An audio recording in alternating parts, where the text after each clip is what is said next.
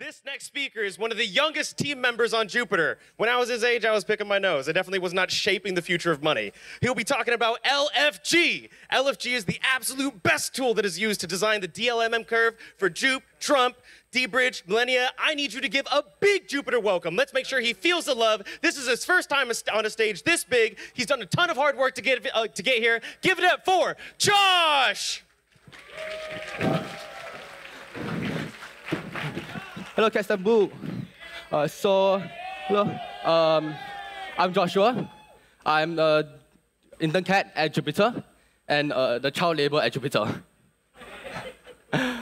Okay, so today I want to talk about the LFG launch curve model. So I want to talk about it today because I feel that not many people understand it, although it's a crucial component of the LFG launch model. I'll try to make it a bit more understandable because it does contain a lot of math, which I realized put off a lot of people. So what is it? So the DLMM launch model is a model to help projects who want to launch on DLMM create their perfect launch pool. So all they have to do is put in a bunch of parameters based on their project's needs, and they can design the perfect launch pool for them. Okay, so why would a project use the LFG launch curve model? So this model gives projects a lot of flexibility in designing their launch pools and allows a project to create their launch pool based on their scenario. So it also allows projects to strategically distribute their liquidity and allows them to basically just give them all the freedom they need in their launch pool. So, this model also allows projects to easily find out how much they can raise from their launch pool. So this is why so many projects, including Jupiter, D-Bridge, Sanctum, and more recently, the Trump token, have decided to use the model. So now I'll be getting into how the model actually works. So the model is based off a price curve mechanism. So you may be asking, like, what is the price curve? So the price curve is basically a bonding curve that dictates how the price will move, how the price will change as more tokens are being sold from the pool. So projects can input the parameters into the model based on their needs to create their perfect launch pool. Okay, so this is the formula for the LFG curve formula. It looks a bit complicated, I know. And there's a whole bunch of math behind it, but I'll try to keep it simple for today. So for today, we only care about 4 parameters. The number of tokens in the pool initially that the project will deposit in, which is represented by A in the formula. The initial price, which is the price at which the first token in the pool is sold at, which is I, and the maximum price, which is the price at which the last token will be sold at, which is represented by M, and the curvature K, which determines how the liquidity will be distributed across the curve, across the price range. So this mechanism is actually really cool because the integral of the curve can be used to find out how much funds the project can raise. Oh, and something I forgot to mention just now, the K is the variable which determines how the liquidity is distributed across the price range. So when K is smaller than 1, we will know that more tokens will be sold at the lower prices, and at higher prices, and vice versa. So when K is larger than 1, a project will sell more tokens at the lower prices. Okay, so let's use the Trump token as an example. So in the Trump token, we can see here are the parameters. The curvature is 1/8. So we know for the Trump token, there are more tokens being sold at the lower end of the price range. The initial price is 18 cents. The maximum price is $1. And basically, the percentage of the total supply in the pool is 10%. And the total supply is 10%, 1 billion. So we know that 10% of 1 billion is 100 million. So there are 100 million tokens in the pool in the Trump tokens case. And we have one more parameter here that I didn't mention, which is the bin stamp, which is, to put simply, a setting on the DLMM which determines the number of bins that is on the DLMM. Okay, so using these parameters, we generate a price curve. And as you can see, this curve starts from 0.18, which is the initial price, and ends at the max price, which is $1. So this curve essentially shows how the price changes as more tokens are withdrawn from the pool. And using this price curve, we can then generate the liquidity curve, which shows how the liquidity is spread across the price range. So this curve can be easily obtained from getting the derivatives of the price curve. As you can see, here's the liquidity curve for the Trump token. As you can see, there are many more tokens, much more liquidity on the lower end of the price curve compared to the higher end of the price curve. Yeah. So after this, we can translate it in a DLMM pool. So we can use the liquidity curve to then determine how many tokens are in each bin of the DLMM. And then the DLMM model can then be generated. So this is like the model for the DLMM for the Trump token. So the really cool thing about this model is that using this curve, you can estimate how much you can raise based on how many tokens are bought from the pool and what the price is at the moment. So as you can see here,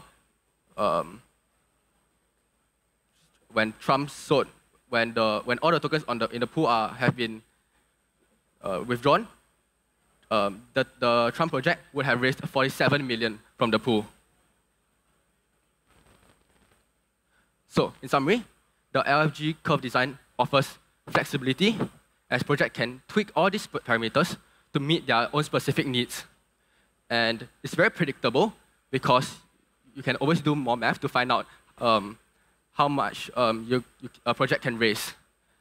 It's also very easy to use because all projects have to do is just to input a bunch of parameters into the model.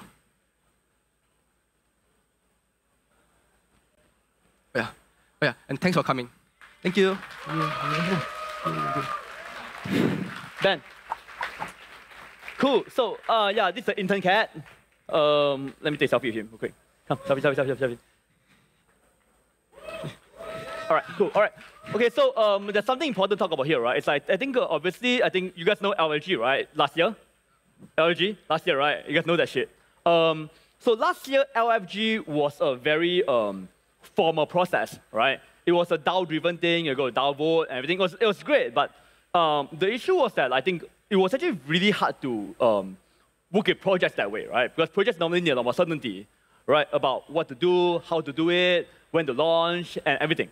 So I think this year, I think we are gonna take it a bit easier on LFG, right? So LFG is not gonna be last year, right? It's not going to be a thing whereby we are going to go to DAO vote and everything and stuff. It's gonna be different. So the LFG this year is gonna be based on it's going to be released, right, as an open tech stack, right? So anyone can use, so anyone will be able to kind of use the DLMM thing, right? Verify the identity with us, right, and be able to launch on LFG, right? So we do think that, so obviously I can tell from this intern talk that it's quite an elaborate model, right? It's not like a one-click pump button, right? It's really a model that's much more suitable, right? If you are confident of putting a token out there, right? You know what I'm saying? And actually getting enough volume and liquidity and attention on it, right? You know what I'm saying? So I think Ben, you come up from it? Yeah, so I'm obviously, so Ben has been working with a lot of projects, right? On this model and stuff. So do you mind sharing a bit more about like what kind of projects do you think? And okay, so what's actually great is that I think you mentioned how you want to be the supporter of Launchpads, right? So what kind of projects do you think is suitable for LFG model, right? You know, and yeah. What is more suitable for say other things? Yeah. Yeah. Can you guys hear me? Okay. Yeah. Oh, great. So look, I think what we've seen work, right? And it doesn't mean that there's only one type of model, but what we've seen work is that you have a project, or you're kind of a, I don't know, let's just say a celebrity or an influencer, but you have natural attention, right? Natural attention within ideally both Web3, because much of demand still comes from Web3, but also Web2, right? There's a lot of people who just generate attention, right? And one of the beautiful things about that is that, like, you don't have to use marketing, right? Because you've already built that. The thing that Meteor can't help you with, or what a lot of people can't help you with, is like that marketing, that demand. So anyone that naturally has that, they're a really great fit and can use this tech stack. So, in your opinion, right, what is like, guys, okay, obviously, tons and tons of people, right, are pushing us and be like, hey, I am ABC, I want to launch a coin, right? And obviously, that is always an interesting topic, a very, very controversial topic in crypto, right? I mean, I actually had a really interesting conversation recently about someone who is actually launching a coin, really famous, right? So what's your advice to them, Like, I mean, not advice, but I mean, given that you have seen a fair number of like this kind of coins launch, right? Like, what do you think, like, what do you think is a good framework for you, Yeah. Oh, gosh. Like, I think that, I mean, taking on a token is actually quite a big responsibility. I know. So, for those of you who have not launched a token, right? It's not up only forever, right? So it's not. What's inevitable is that some people, your token price goes down, some people lose money, they get angry. There's FUD, there's hate, right? So I think a lot of people aren't normally prepared to deal with that. How do you deal with those situations, right? How do you communicate? What do you do, right? And I would definitely say, like, people, you should talk to us, talk to other people, try to learn, And I would say this right here, right? I feel like if you are someone in the crypto world advising someone, right, on launching a token, right? Yeah. I feel like you need to be responsible. Yes. I feel like you have to be, man. Like, guys, I'm telling you, okay? It's like recently I was talking to someone, asking me to talk a token. I'm like, bro. The first thing you understand, right, is that your entire reputation lies on this thing, right? 100%. It's very, very different if you are just like pressing a min button behind the screen, right? Yeah. If you're going to put your name out there, your brand out there, and go put a token behind it and stuff, it's a big responsibility, man. Huge responsibility. Yeah, so I think that's actually the thing that we wanna just be very clear about is that, and that's the reason why we don't do marketing, right? Yep. I think one of the things that we don't do is do marketing, but what we do is that we try to make sure that the technology part of it, right, and liquidity part of it, right, and the distribution part works really well. Yeah. You see what I'm saying? Yeah. But I think that number one is responsibility. I think we in the crypto community, right, really have a responsibility, right, to not encourage everyone to do a token, right? And if we do encourage them, make sure they know what's going on, right? Yeah. So we really have to do that, right? You see what I'm saying? Yeah. We don't do that. We just go, oh, you are famous, launch a token, right, and get 20%. Right? We're gonna cut that shit, man, bro. Guys, cut it, man. That's not cool, right? What do you think? Yeah, no, I mean, look, a lot of people, I mean, the crazy thing right now is that there's a lot of new people to crypto, right? Yep. Trump brought in a lot of new people into Web3, right? And right now they're building their first impression of what this whole community and crypto is all about.